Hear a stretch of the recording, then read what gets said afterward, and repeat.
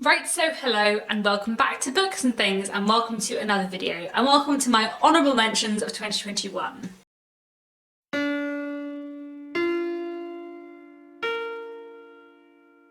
So a few weeks ago I put up my favourite books of 2021 video and told you about my absolutely favourite books that I read in 2021. There were actually a lot of other books I read last year that I really loved that I didn't get a chance to talk about in this video, so I thought that this year, as I did for 2020, I would do a video telling you some of my honourable mentions for 2021. So I have 20 books here which I also read last year which I really enjoyed but weren't quite like in my top 20 favourite books of the year, which I thought I would just tell you about today, just so you know what books I would highly recommend that I read last year. So I'm not going to rank these because that would be too much ranking, but I am just going to go through some of the books that I read in 2021 that I loved, starting off with some classics and then moving into some other things as well. A few Victorian things to begin with. One of my honourable mentions this year would have to be The Wheels of Chance by H.G. Wells. This was a Victorian book I read in Victober that I really loved. It is a short novel by H.G. Wells, one of his realist works, and it's about a young man who goes on a cycling holiday, and while on this cycling holiday he meets another man and a woman and realises that something between them is not quite right and ends up kind of getting involved. I really liked how this is a great coming of age story, how it looks really interestingly at kind of friendship and friendship between two people of a different gender, which is not something you get in masses of Victorian books. I just thoroughly enjoyed it. So definitely a book that I would really recommend, and a nice short Victorian one as well. I also wanted to mention The Heir of Redcliffe by Charlotte Mary Young. This was another book I read in Victober that I really enjoyed. It is a really interesting Victorian novel which looks at the relationship between various members of one family, some siblings, and then their two cousins, Philip and Sir Guy, both of whom are quite different and kind of clash in many ways throughout the book. And the book is a lot about kind of judgment and how people see each other, as well as about this family growing up. It's one of those books that I really enjoyed it, but I feel like I will enjoy it more on a reread now I know what it is, which maybe doesn't make that much sense, but I don't know. I really liked The Heir of Redcliffe, but I didn't love it as much as I was expecting to, but I did think it was a really strong novel, and it's one of those novels I'm sure I will think about a lot in the future, so not quite a favourite, but definitely an honourable mention. And then the final Victorian thing I wanted to mention was You Never Can Tell, which is a play by George Bernard Shaw. I read this quite near the beginning of 2021, I think, and just really enjoyed it. It is a great fun play.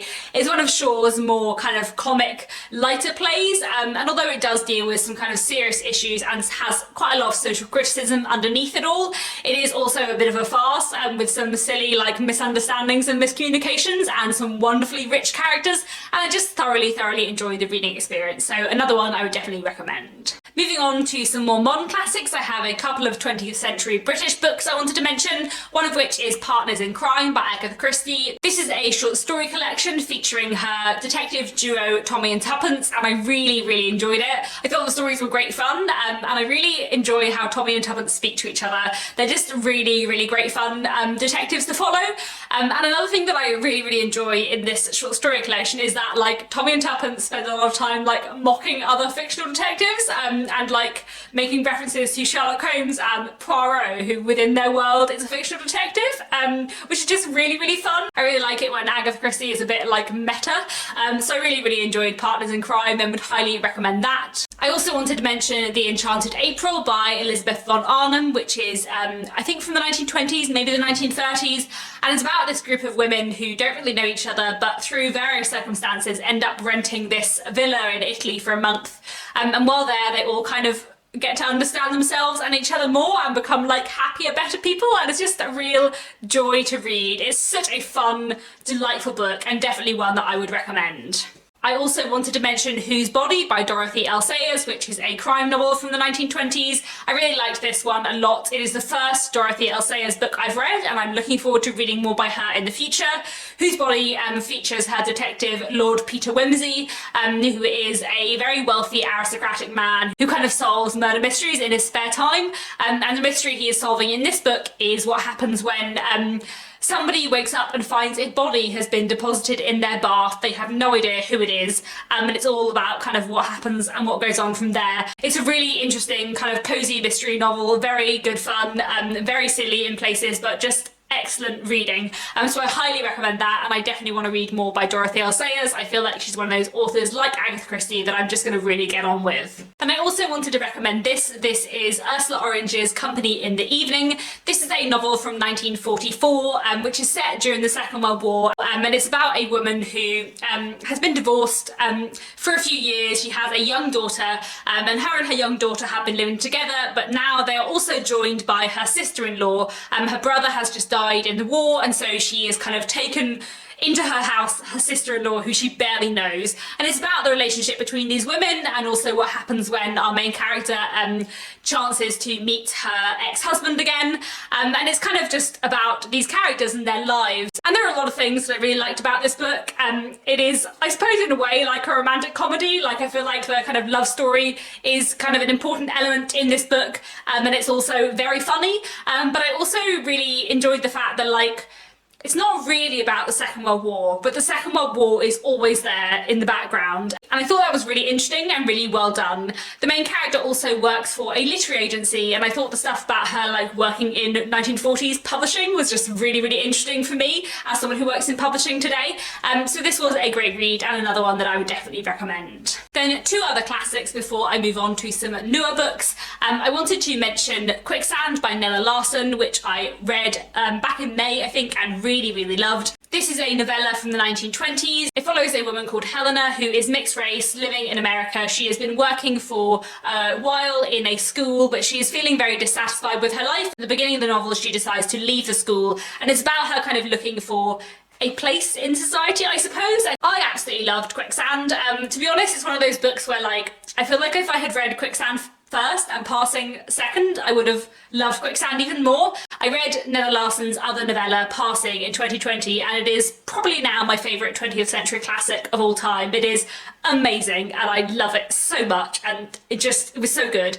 And I feel like Quicksand, while it was brilliant, it didn't have quite the same impact on me and quite the same power, especially at the end, as Passing did. So I really loved Quicksand, but I feel like I would have loved it more if I'd read it before Passing, maybe. But I do think it was really fantastic, so I highly recommend it. And I also wanted to mention The Waiting Years by Fumiko Enshi. This is a 1950s Japanese novel, and it tells the story of the kind of complicated family situation within one family, where the kind of husband, the patriarch of this family, has been married for many years but decides that he wants a younger mistress, and he basically, like, dispatches his wife to find him a concubine, and the book is kind of about the messy tensions within this house between all the women that surround this man, and it's just really interesting, with really clever, powerful moments. I really enjoy it. I feel it looks at, like, gender power dynamics in a really fascinating way, and yeah, it's just definitely a book I would recommend. I also have a few contemporary novels I want to mention. The first is Stay With Me by Ayobami Adebayo. This is a Nigerian novel set in Nigeria in the 1980s, and looks at the relationship between a woman and her husband. At the beginning of the novel, Yejiri and her husband have been married for some time, when her husband's family persuades him to take on another wife. And the book is sort of about that, but it's also about Yejiri's kind of struggles to have a child, and about her relationship with her husband, and how it changes over time. The book spans several years and kind of takes place in the backdrop to a lot of, like, political change in Nigeria, which I thought was fascinatingly done. And these two central characters and the relationship between them is so believable and so powerful, and it is truly brilliant. I love this book so much, but I feel like the reason why it's not an absolute favourite of the year was that I kind of just wanted it to be even longer. I wanted it to, like, go into even more depth. I don't know. Most of the novel is told from Yejiri's perspective, but there are also some sections that are told from the perspective of her husband, and I thought they were fascinating, and I kind of wanted more of them because I thought he was really interesting, and I would have liked to see inside his head even more. But I think that's kind of a personal thing, just that I would have almost liked it to be even longer and even more in depth, but I did think this was truly fantastic, and I would highly recommend it.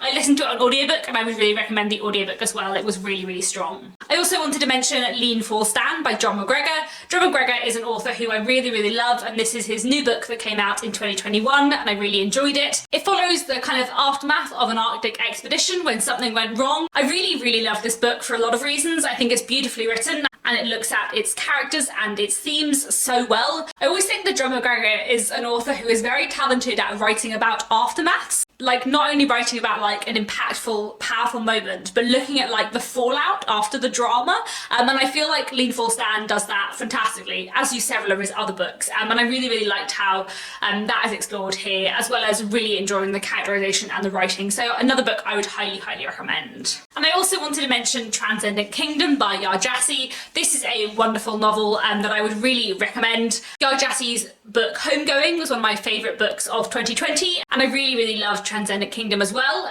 To be honest, I think the reason why I didn't love it as much as Homegoing is because Homegoing is historical and this is not, and I just love historical fiction a lot. But I do think Transcendent Kingdom is fascinating and really, really good. It's about a young woman called Gifty who is a scientist, and this book is about her kind of looking back on her life. Her family now just consists of her and her mother, and that her father and her brother are no longer around for some reason, and this book basically unpicks what happened all those years ago, and it's Gifty looking back on her childhood as well as examining her relationship with her mother in the kind of present day of the story. Its themes are really fantastic. It looks very interestingly at race and class as well as exploring kind of addiction, and I also really liked the details of kind of Gifty's life as a scientist, and how she feels like she needs to be, you know, sort of 10 times more impressive because she's a female black scientist, and she kind of has to like push herself even harder to try and be the best in order to kind of make people respect her more. And I feel like that element of the book, which is a theme that kind of runs throughout, was really, really well drawn,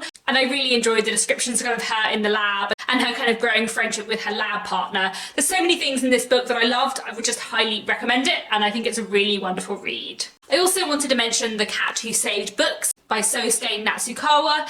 This is a Japanese novel translated by Louise Heel Kawe, and it's about a teenage boy whose grandfather has just died, and his grandfather owned a second-hand bookshop, and this boy is worried that they're going to have to sell the second-hand bookshop. And one day when he is kind of grieving, sat in the second-hand bookshop, a cat appears and talks, and it tells him that it needs his help to save some books, and then this teenage boy and this cat go on some adventures to save some books, and it's bizarre and quirky and completely wonderful and utterly delightful and heartwarming. It is such a charming, fun read, just filled with a love of books, and I thoroughly enjoyed it. A really great fun read, and definitely one I would recommend.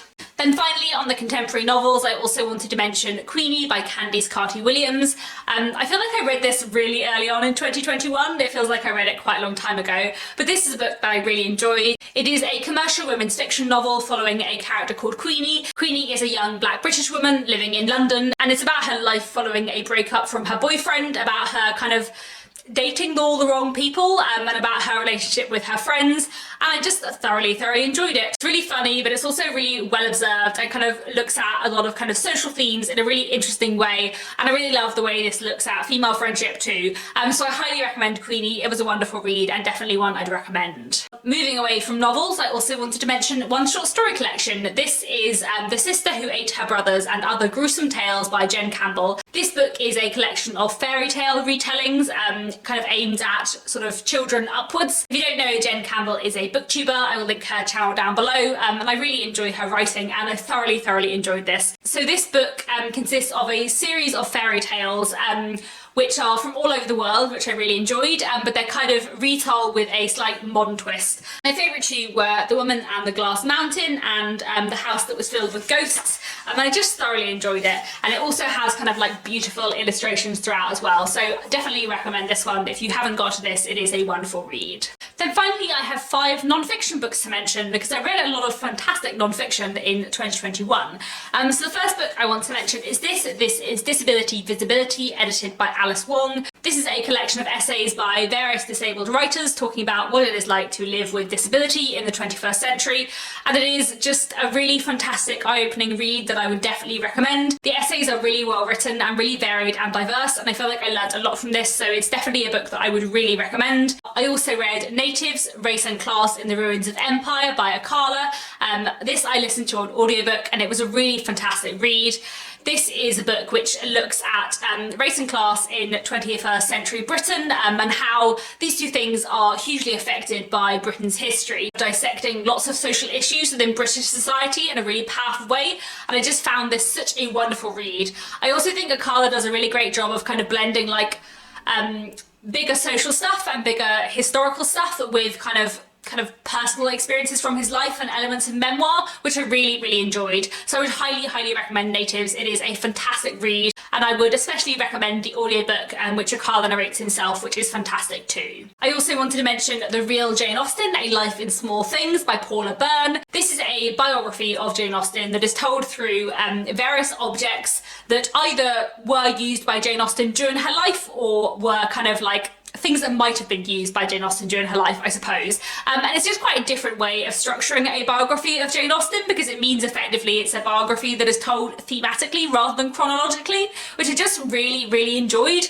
And I feel like it gave Paula Byrne the space to explore things that I hadn't really heard explored about to do with Jane Austen's life. I would say this is probably not like the best place to start with the Jane Austen biography. I feel like you need to know something about her life in order to follow it, because it's not chronological. But actually, I just thought it was a really, really fantastic, different read. And as someone who's really interested in Jane Austen and her life, I thought it was truly brilliant. So definitely another one that I would recommend. I also wanted to mention Parallel Lives by Phyllis Rose. This is a social history book from the 1980s that I really enjoyed. It tells the story of 5 Victorian marriages. So the couples that this book looks at are Jane Welsh and Thomas Carlyle, Effie Gray and John Ruskin, Harriet Taylor and John Stuart Mill, Catherine Hogarth and Charles Dickens, and George Eliot and George Henry Lewes. And it basically looks at these 5 partnerships and what we can learn about Victorian marriage as a whole from these couples, which is just the kind of history book that I really, really love. I really like a history book that kind of presents a case study and uses that case study to like explore social issues as a whole, and that's what Phyllis Rose does in here fantastically. I think this is a really, really interesting, engaging book, and definitely one I would recommend. It is from the 1980s, and I feel like there are 1 or 2 moments that feel a bit dated, or where like modern thought might have provided a different interpretation, but in general I think this is a really fantastic read, and yeah, highly, highly recommend this one. Then finally, the last of my honourable mentions, I wanted to mention this wonderful work of academic literary criticism. This is Plotting Disability in the 19th Century Novel by Claire Walker Gore. I read this a few months ago and really, really enjoyed it. It's one of those literary criticism books that just like explored a lot of things that I'm really, really interested in. It basically looks at how disability and disabled characters are used within 19th century literature, and kind of what agency or role in the plot they might have within 19th century literature. And it looks at various 19th century novels that I have read and really love, as well as a few that I haven't read yet, so I did skip a few chapters and I'm hoping to go back to them later. But in general, I just thought this was a really, really fascinating read that looks at a kind of topic within 19th century literature that I'm really, really interested in. So obviously this is quite specific and quite scholarly as well. This is definitely like academic literary criticism, not popular literary criticism, but it just was very, very fantastic and just my kind of thing. So there we have it. Those are some honourable mentions, some really wonderful books I read in 2021 that didn't quite make my favourites video list. So that's all for now. Do let me know down in the comments if you've read any of these books, if you have any recommendations for me based on what I like. And that's it. Thank you very much for watching, and I'll be back very soon with another bookish video.